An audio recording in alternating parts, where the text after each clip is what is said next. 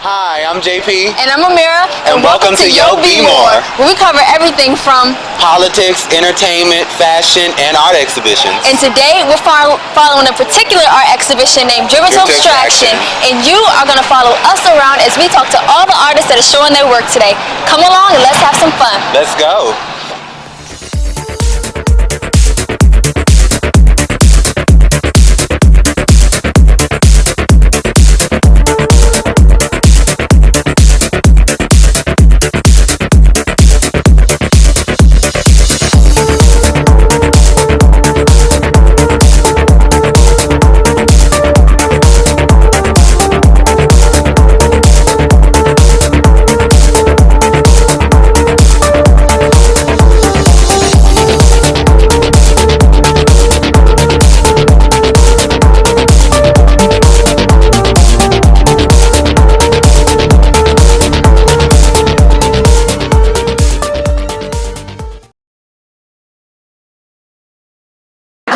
Such a great event. A lot of time and effort went into this. Here are my paintings over here, kind of a mix of acrylic and oil. I kind of mixed that up, but I'm really thinking about time and space and sort of how the digital and analog go together. So thinking about the analog as the handmade, and then how I kind of mix that the digital up into that process. So I'd be happy to answer any other questions when if you guys want to work your way over this way. And welcome to Yo BMORE, where we talk everything from entertainment, sports, and art exhibitions. And today we're going to talk to Miss Janet here, and she's going to tell us all about her artwork. So, hi. Hi. How are you doing? Good. Good. So, could you explain to me, how would you explain your artwork? Oh, in a nutshell, In a nutshell.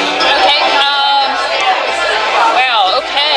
How would I explain all this? I deal a lot with ideas of space and time, and kind of this idea of sort of physical space and reality versus kind of like what we deal with in virtual reality or what's on the screen. So kind of this digital life and physical life and how they collide. And tell us, how did you get started into doing artwork? Oh, I've been painting for many years. I did my undergraduate over at Micah across the street, and then I did my graduate there as well. So I have a MFA in painting. Wonderful. And so what, is it acrylic or, I kind of can't tell, I have my glasses, but. It's a mix of acrylic. Some of them are all acrylic, some of them are acrylic and oil together. Oh, okay. And then some are just oil, so kind of a mix. So do you have a special routine that you go through when you're painting? You have a routine? Well, I start with like prepping, and I have like a specific way that I like to prep my surfaces, and then I, get into, starting the piece, and kind of, I like to have a couple, like 4 or 5 going at once, so I can kind of keep responding, and when they're too wet, set them aside and go on to the next one. So who would you say inspired you to get into art and painting? Was it family, or was it a certain artist?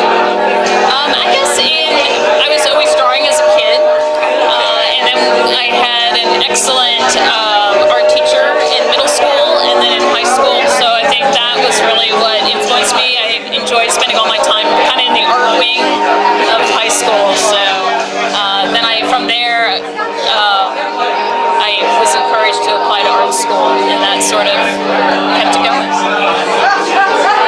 So what would you hope people take away from your artwork? I would like that they have some kind of experience with it, that they have a connection to it. So not everybody is going to sort of respond to each piece, but there might be one that sort of grabs them, maybe brings up a memory or an idea that resonates with them. So I see that you have like prices, so you can buy them here. Yes, you can. So what if one of our viewers wants to buy something? Can they go to like a website that you have, or? Contact you. Yes. If you go to my website, janetolney.com. There's contact information there, and all these pieces are also displayed on the website. Okay, wonderful. Thank you. Thank you. Thank you.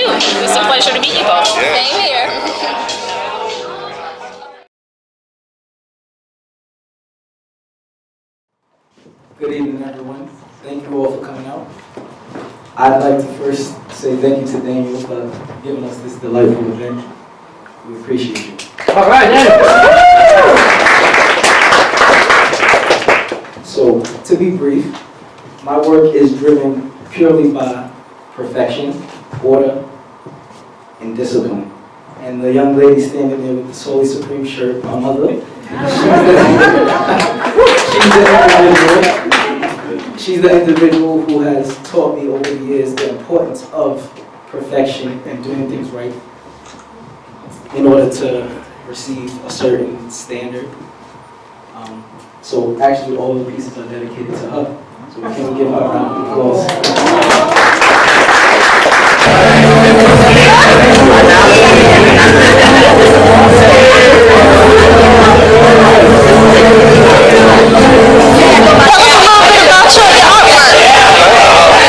Geometric abstract artist. I tend to conceptualize my pieces. They go from mixed media to acrylic and canvas, where they each represent a different realm of where I am in life, but circle around the idea of perfection.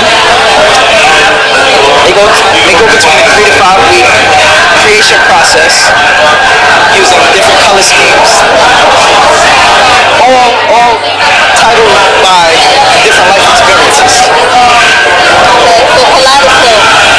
Being able to see things differently than other people. Like candy? Like candy, yes. Absolutely. How did you come up with that title? I actually loved it. Like the color scheme that I used in it reminded me of cotton candy. It just was it was one of the brightest and softest the top pieces that I made. So with that, I wanted to touch.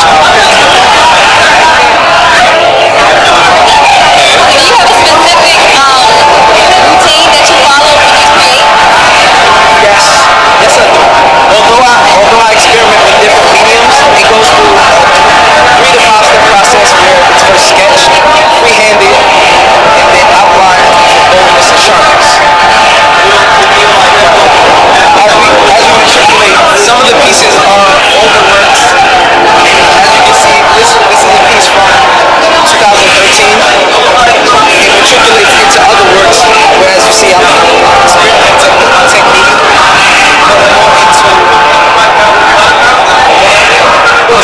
going more into different shapes and tones.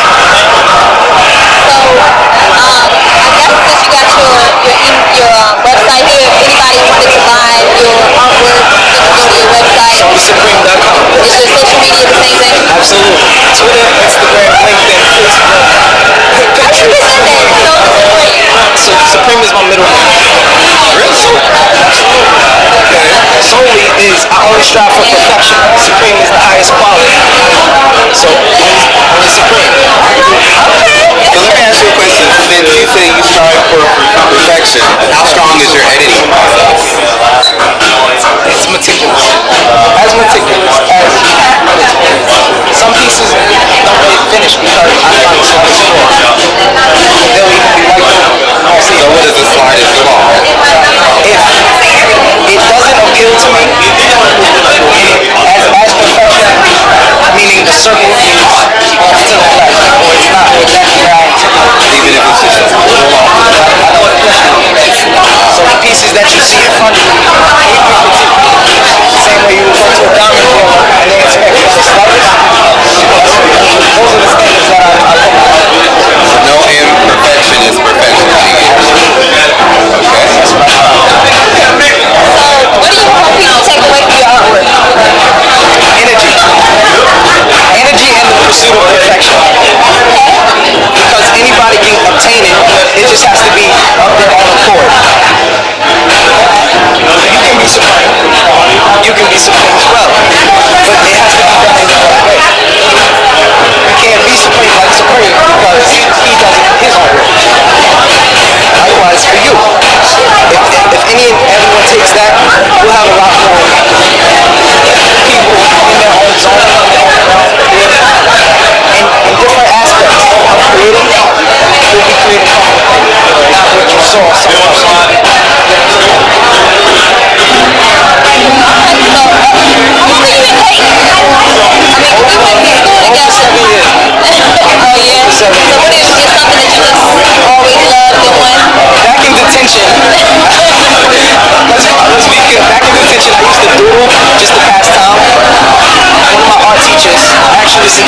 take it serious. At the time, I didn't take heed to what she was saying. It wasn't until I got diagnosed with several autoimmune diseases while I was attending Morgan State that affected the use of my hands that I started picking up paintbrushes, pens, and pencils, and using that to exercise my fine motor skills. It took off from me having a love of business and a love of creativity, combining the two passionately, running my own business now.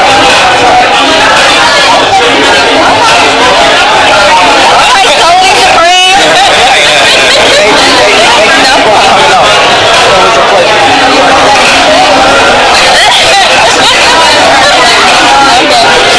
Alright guys, I'm Amira. I'm JP. And thank you for tuning in. One more time. Alright, I'm Amira. I'm JP. And I'm Supreme. And thank you for tuning in to Yo BMORE. See you later guys.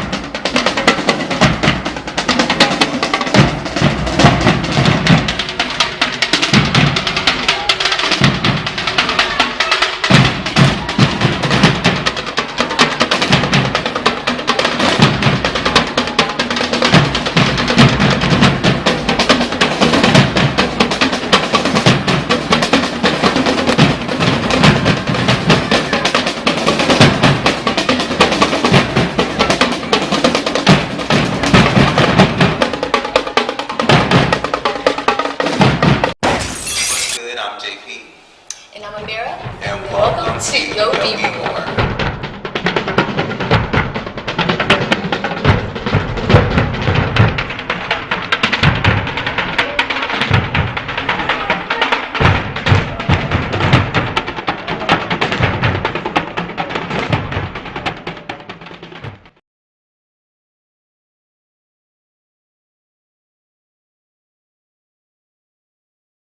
This is a Baltimore challenge. Stop the violence.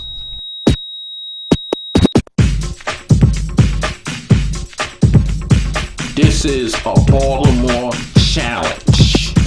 Stop the violence.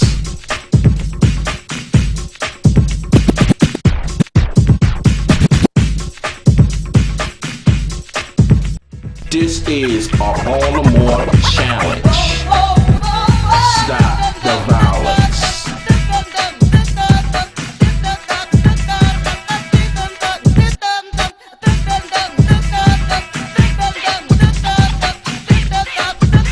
This is a Baltimore challenge. Stop the violence.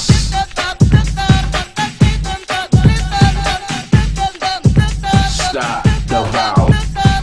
This is a Baltimore challenge.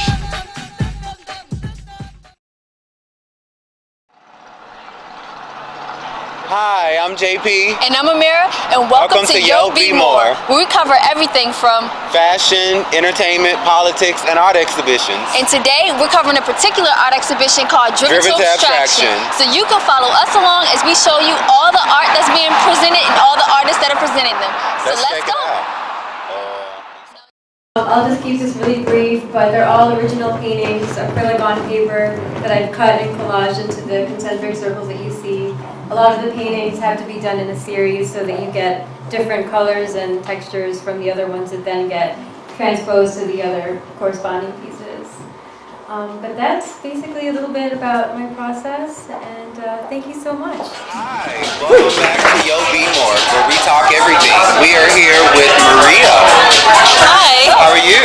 I'm very well. Very honored to be at the show, definitely. Thank you for coming. So how about tell us a little bit about yourself and your work? Sure. So I'm a MICA alumna. I graduated in 2009, and I actually took a little bit of a hiatus off of making work. When I was in school, I was a fiber major, so I did a lot of performance art, a lot of like tactile, wearable sculpture. So painting is sort of a relatively new direction question for me. This series right here is called Transcentricity, and that actually translates into transcending the center. That you could see that there is some tactile feeling of sort of my fiber background in a lot of the works. The one over here on the end specifically is a woven painting where I've cut up the circles and wove them into the backgrounds. How long did it take to do that? That one, so that's a really great question because actually, and it applies to all of the works, I don't just do one at a time. I actually work on 20 to 30 pieces at a time, and I basically work where I just lay all of my paper out and I paint all of them. Different colors, different textures, and I layer them till 2 or 3 layers until I decide I want to start cutting them up into the circles, and then basically composing them into each other. So a lot of the circles have, you'll see a lot of circles from that piece over there, have circles from the piece that's over here, so there's a lot of interchanging components to each one. So to give you an idea, I mean that one, to isolate a single piece, maybe took me about a couple weeks maybe, but since I work on a whole series, it's more like a month at least. So is a circle a running theme within your paintings as a whole? It is. So the paintings that I've done very recently, they're all under that series called Transcentricity. And initially the circular motif emerged from when I was breaking out of this artist block and I wanted to find a way to basically communicate the process of making the work into its final form. So that's how that circular motif, that cyclical process kind of emerged for me. So how do you find inspiration for your paintings? So I start with textures usually, textures and color, and I just play. I just make a mess. I do a lot of painting, and to be totally honest, I considered myself a chromophobe or chromophobic for a really long time, and so this series and all of the colorful pieces was a way for me to break out of that fear of color. That's actually more like my color palette. Oh, so you like Right. dark stuff. Yeah, or more like neutrals and metallics. So when I did these works, my inspiration really is color and texture, and that's sort of where I start. And I just play. I also make up tools, and I use a bunch of different tools that I make up in my studio to make all the different textures. Like this, it almost looks like a print, but it's not. It's also acrylic paint, but the technique is still, it's almost like printmaking, but it's a little bit different. And that's with tools that I made up. So yeah. Do you have a particular routine that you follow? A routine. Well, yeah, actually I do. So I basically just lay out a bunch of paper, and I use different papers too to get different textures. And I just decide on a color palette, and then I just start painting until I figure out I want to stop, and then that's when I start cutting. And the cutting is actually, you take a lot of risk with cutting. A lot of people don't really think about cutting their own paintings, because once you make a cut, you can't go back. That's it. You've already cut into it. So from that step, that's when I start to really play. And with me, the whole process or the routine starts with basically me playing and being really improvisational, and then I get really meticulous and really technical with the measuring and the cutting, and then I get really improvisational again when I start to just combine different circles from different pieces to make what you see right here. So Would you call yourself an extreme perfectionist then, or? Because I use tools, I wouldn't say I'm as much of a perfectionist. I am to a degree, definitely. I actually call myself a paper engineer. So my title is mixed media artist and paper engineer, mostly because I also do a lot of three-dimensional, tactile, interactive paper books and sculptures and pop-ups and wearable books and things like that. And with this piece over here, that's where a lot of that math and that sort of perfectionism kind of comes in, and the paper engineer mixed with the visual arts is that's the direction I was going in with that woven painting. So what do you hope people take away from your paintings? What I hope they take away, well, I feel like all of them sort of talk to different people in different ways, but I think what I hope to achieve is to basically create a new way of experiencing art. A lot of this work has been, I guess, considered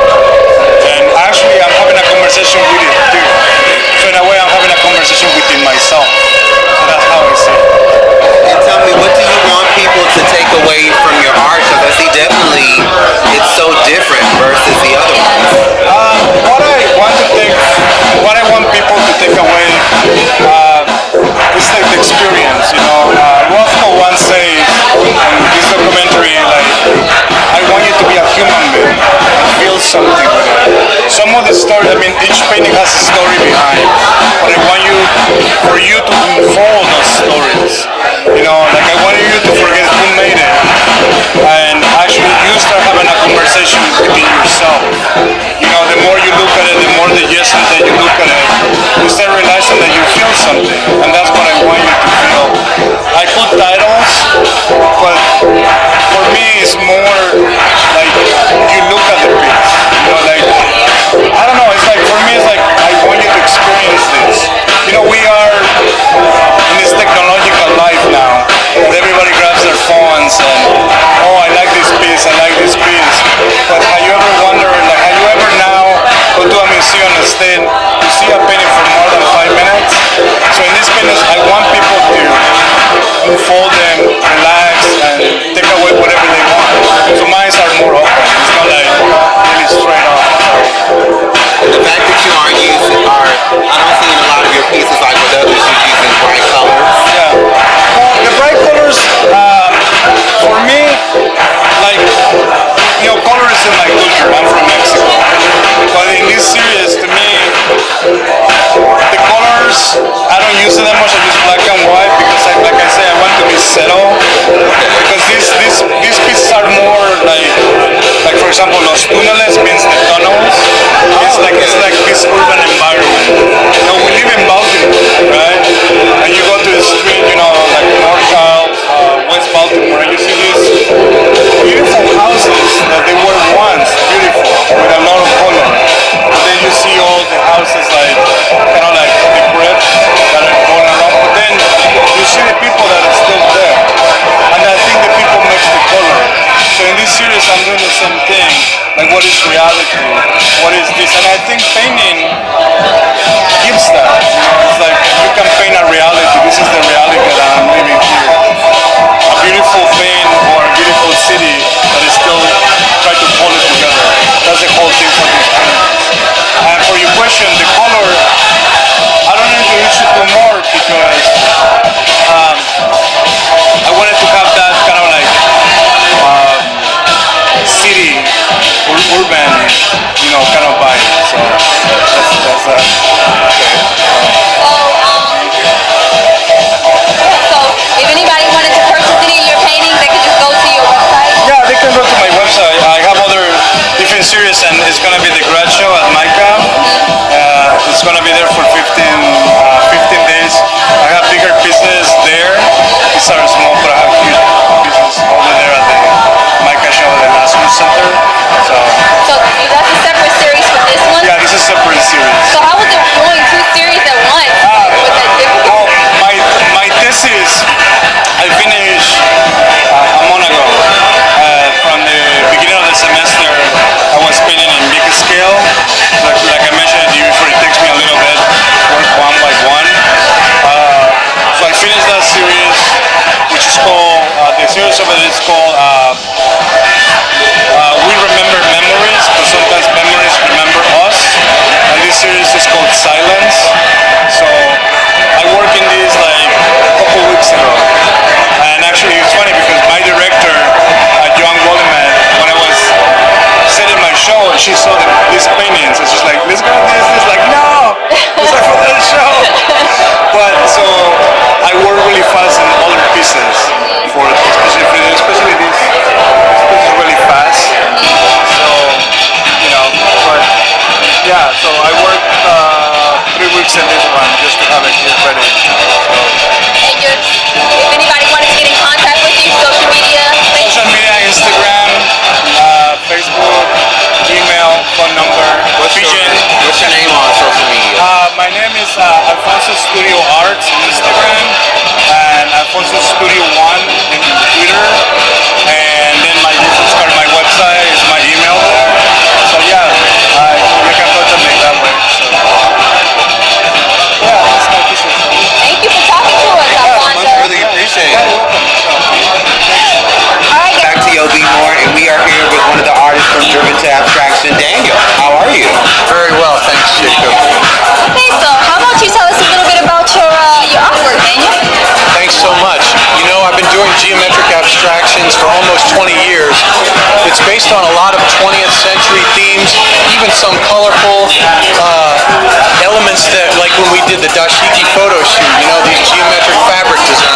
goes into so many wonderful applications.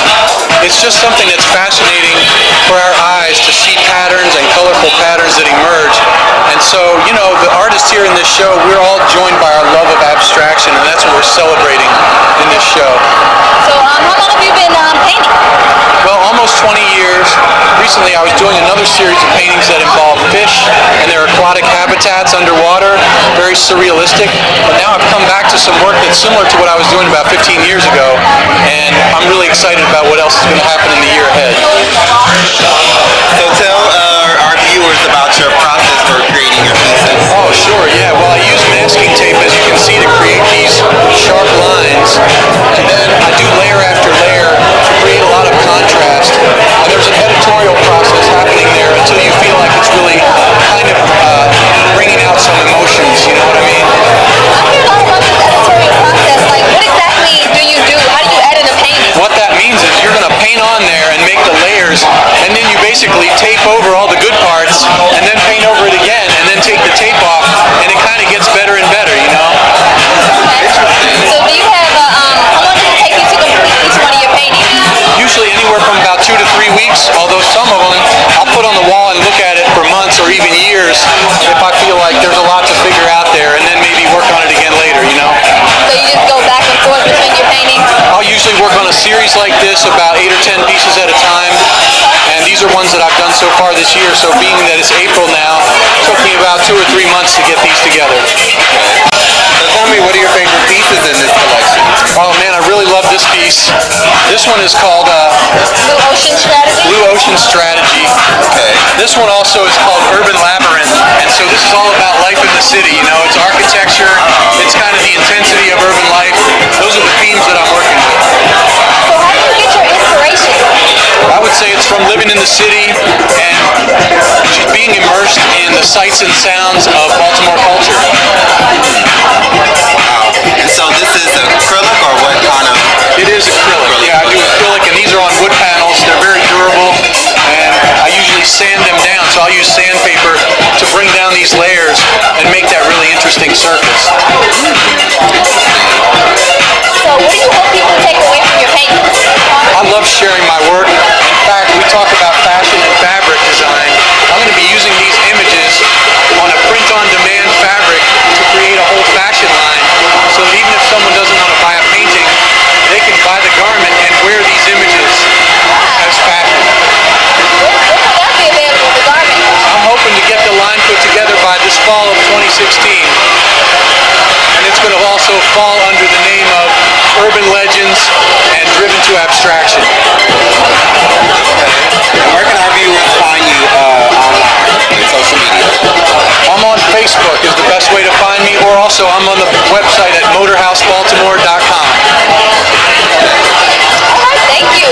Thank you. Thanks so much. I really appreciate it.